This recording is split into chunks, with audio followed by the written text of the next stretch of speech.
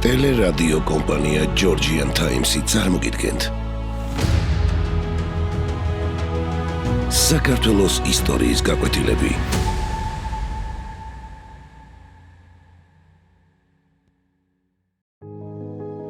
გიორგი მე-11 მე-17-18 საუკუნეებში ბედის უკუღმართობით ქართველი მეფეები ხშირად იძულებულნი იყვნენ თავიანთი მეფობის უმეტესი ნაწილი საქართველოს გარეთ უცხო ქვეყნის სამსახურში გაეტარებინათ, რათა სამშობლოსთვის მშვიდობა და განვითარება მოეტანათ. ამ რთულ პერიოდში მრავალმა ქართველმა სახელოვანი ღვაწლი გასწია და მრავალიც უცხო მიწაზე დაეცა.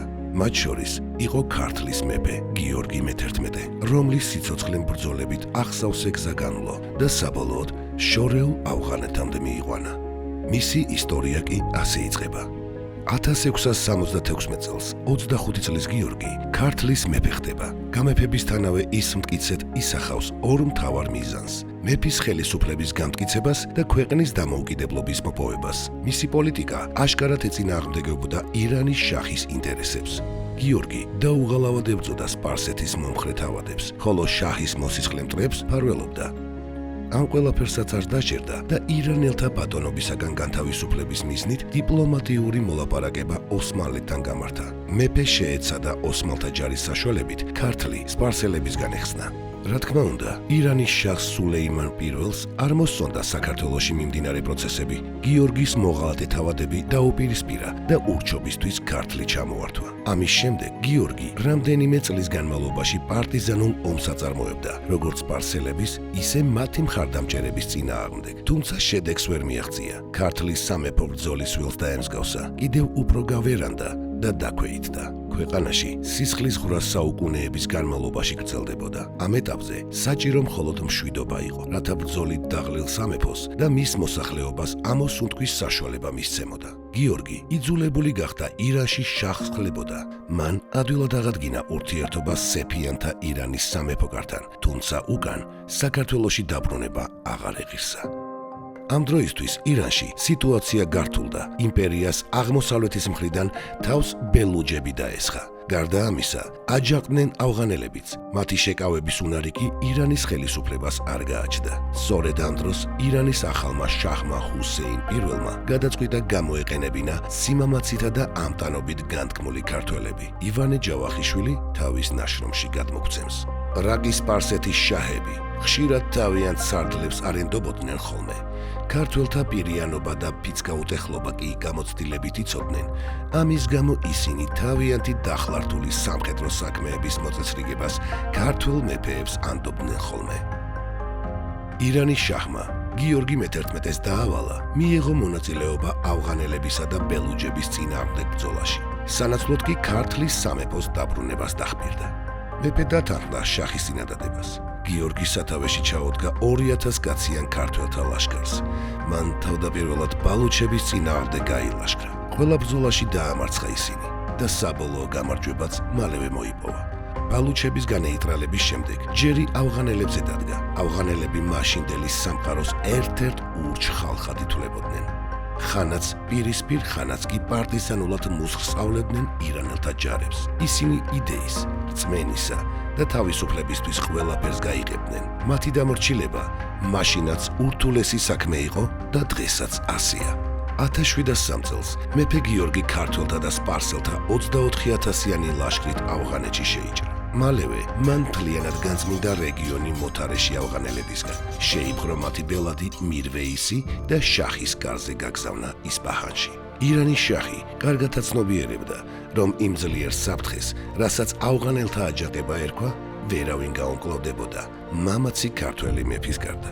1703 წელს შაჰმა გიორგის ქართლის მეფობა დაუბრუნა.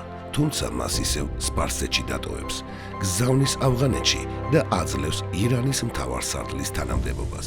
პარალელურად კი ავღანეთის მთავარი პროვინციის ყანდაარის ბეგლარბეგობას, ანუ გუბერნატორობას აბარებს.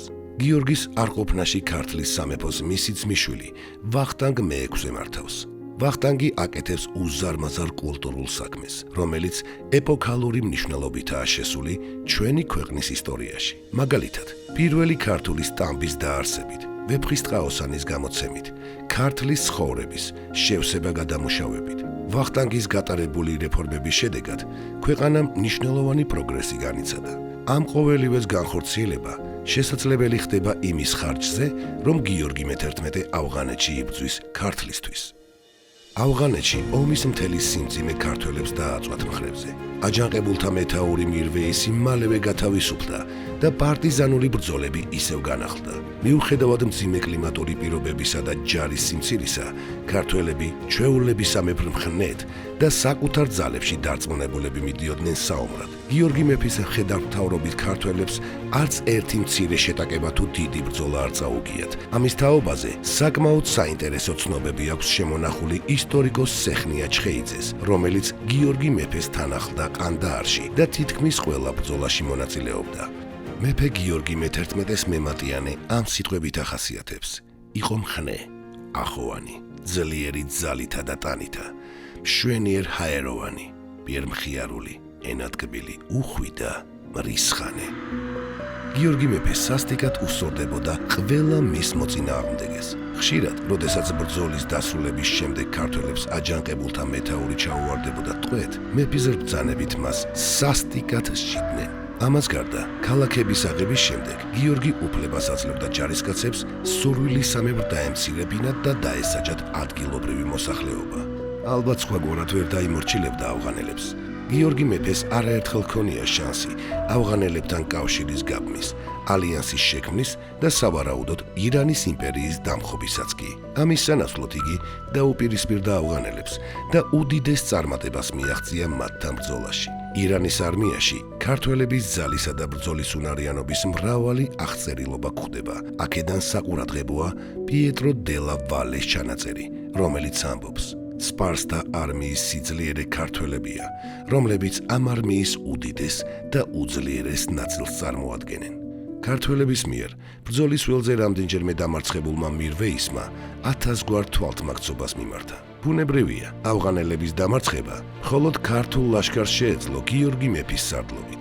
მირვეისმა კარგად იცოდა, რომ გიორგი მეფეს ბრძოლის ველზე ვერ დაამარცხებდა. მან მოახერხა ირანის დიდ მოხელეებთან დამეგობრება და გიორგი მეფესთან ზავსაც კი მიაღწია. 1709 წელს მან ყანდაარის სიახლოვეს რამდენიმე სოფლის აჯანყების ინსცენირება მოაწყო. გიორგი მეფე წამოეგო ანკესზე და აჯანყებულთა დასასჯელად ქართველთა 3000 კაციანი ჯარი გაგზავნა, თავისი ძმის ცულის, ალექსანდრეს მეთაურობით.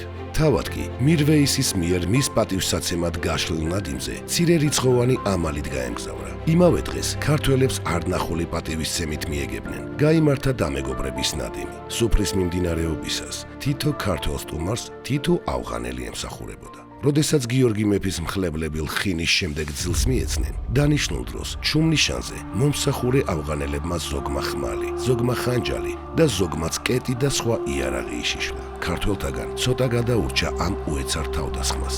ნიშანსავე გარედან ავღანელების დიდი ჯგუფი შემოიჭრა და გადარჩენილების ამოხოცვას მიჰყვეს ხელი. ყოველი ისტორიკოსი, ვინც ამ ამბავს აღწერს, ეს იქნებოდა პოლონელი, სპარსელი თუ ქართველი, თანხმდებიან ერთზე.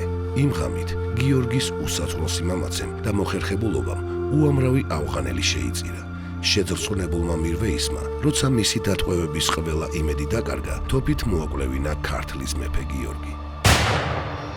ასე დასრულდა ქართველთა მეფის თავგადასავალი შორეულ ავღანეთში. ეს არ იყო ქართველების უაზრო სისხლიცხრა, როცა ისინი ირანსა და ავღანეთში იბრძოდნენ. ვახტანგ მე-6 და სულხან საბა ქართლში უდიდეს ეროვნულ საქმეებს აკეთებდნენ. ისეთი კულტურული აყვავების ხანა, როგორიც მე-18 საუკუნის დასაწყისში იყო, გიორგი ბრწყინვალის პერიოდიდან მოყოლებული, აღარ ახსოვდა საქართველოს. გიორგი მეფის გარდაცვალების შემდეგ მორვეისმა მთელი რეგიონი გაათავისუფლა. მომავალში ის უკვე ეროვნულ გმირადაც კი გამოაცხადეს. ხოლო მისმა ვაჟმა კი 10 წლის შემდეგ სპარსეთის იმპერია დაამხო და მისი სახით ახალ ავღანურ დინასტიას დაუდო სათავე.